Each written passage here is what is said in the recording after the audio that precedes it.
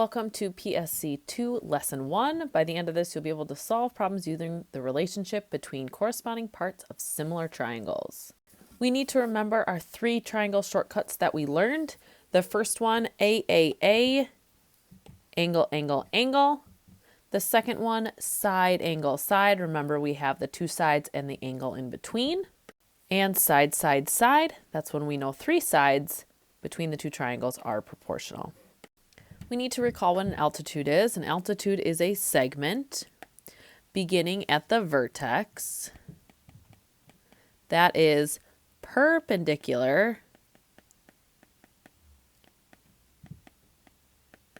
to the opposite side. In our triangle up here, we'll start at the vertex and we'll go down, and it creates a right triangle. Now, sometimes students think that it bisects the other side, and this is not always true with an altitude. We have a triangle that looks something like this, and our altitude would still go to the vertex and it would be perpendicular to the opposite side. Notice it does not bisect that opposite side here. The altitude must create that perpendicular. A median is a segment beginning at the vertex that ends at the midpoint of the opposite side. So in our picture, we're going to get the midpoint by splitting it in half. And it's going to go from the vertex down to that midpoint. The median is not necessarily creating any sort of angle. It doesn't necessarily make that right angle. If you consider a triangle like this one, the median would cut this side in half, and it would come all the way down there. And we can see there easily that that is not a 90-degree angle. A median just must go from the vertex to the middle of the opposite side. We also have a perpendicular bisector, which is a segment that forms a perpendicular line at the midpoint of the opposite side. Note that this does not always need to start at the vertex. It often does, but does not necessarily have to. So what we need to do here is we need to first find the midpoint. Remember, that cuts this line in half. And then we need to create this 90-degree angle. This line is the perpendicular bisector. It may or may not reach up to that vertex. Oftentimes it will, but not always. For example, if we have a triangle that looks like this, we can first have our midpoint, cutting this in half. Then we create our perpendicular angle. We extend that line, and notice it doesn't hit a vertex, and that's okay. It is still a perpendicular bisector. It just must be perpendicular to the segment, and it must be at the midpoint. An angle bisector is a segment that divides an angle into 2 congruent parts. So here, if we're talking about this angle and we cut it directly in half, both sides of those angles are equal, and this segment would be considered an angle bisector. A mid-segment now is a segment that connects 2 midpoints. Let's say we have our triangle, and I find the midpoint. I cut it in half here and here, and I find this midpoint, cutting this side into 2 equal parts. This segment that connects the 2 midpoints is the mid-segment. The angle bisector / opposite sides conjecture states if 2 triangles are similar, then the corresponding altitudes, medians, and angle bisectors are proportional.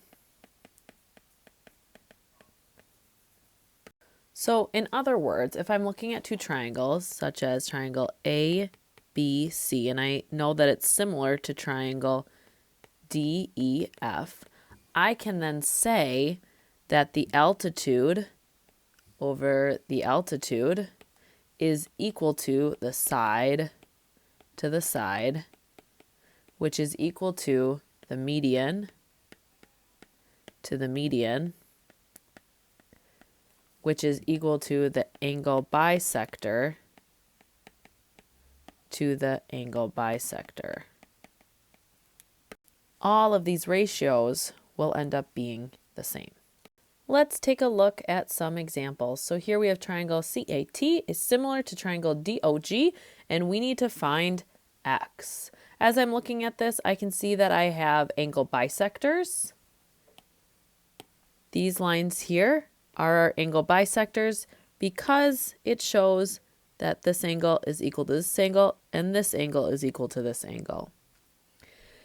In our last slide, we learned that our ratios of sides are going to equal the ratios of those angle bisectors. So I'm going to use what I know about corresponding sides. So I can see here I have 30, and that corresponds with 24. So I'm going to use that to set up a ratio.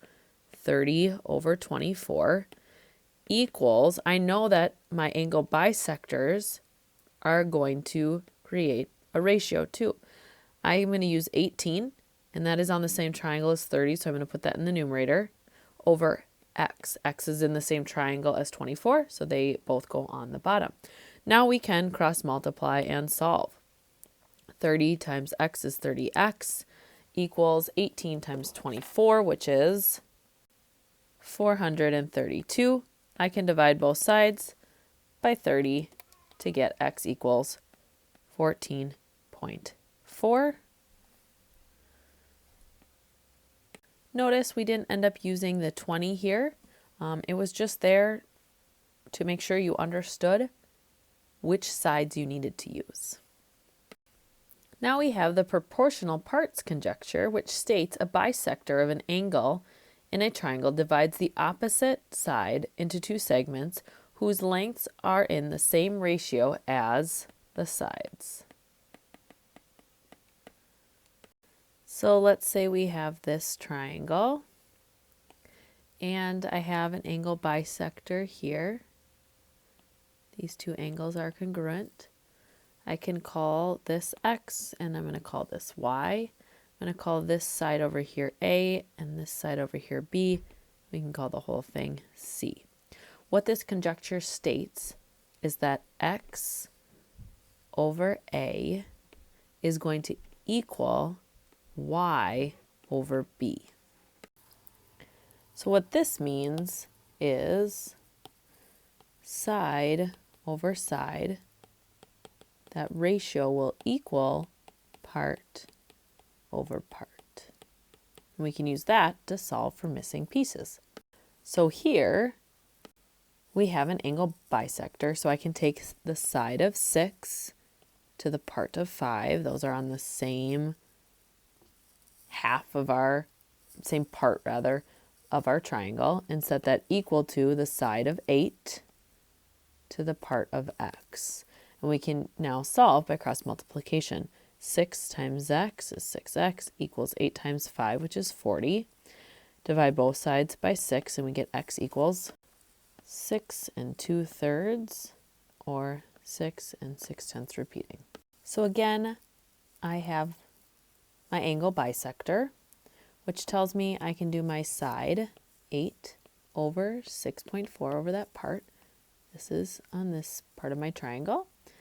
And I can set that equal to x, because that's the side, over my part here. And I actually need to find it by doing 16 minus 6.4 to get 9.6. So I'm going to put that on the bottom, and we can cross multiply.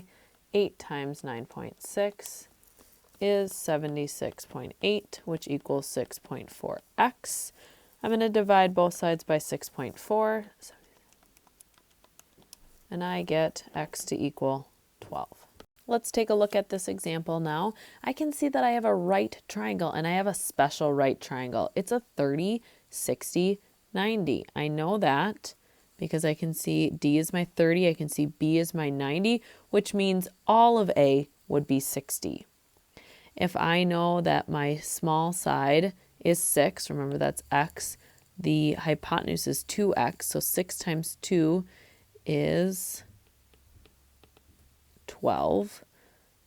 I can set up my ratios. We have this side of 6 over the part of 2 square roots of 3 is equal to the side length of 12 over our part x. Cross multiply, 6 times x is 6x. 12 times 2 square roots of 3 is 24 square roots of 3. Divide both sides by 6. I get x equals 24 square roots of 3 over 6. I need to reduce 24 and 6 by dividing both by 6 to get 4 square roots of 3. So x is equal to 4 square roots of 3. We can always go back and check. We know that this should be 6 square roots of 3 based on our special right triangle and it being across from the 60. And if I add 2 square roots of 3 plus 4 square roots of 3, I do indeed get 6 square roots of 3.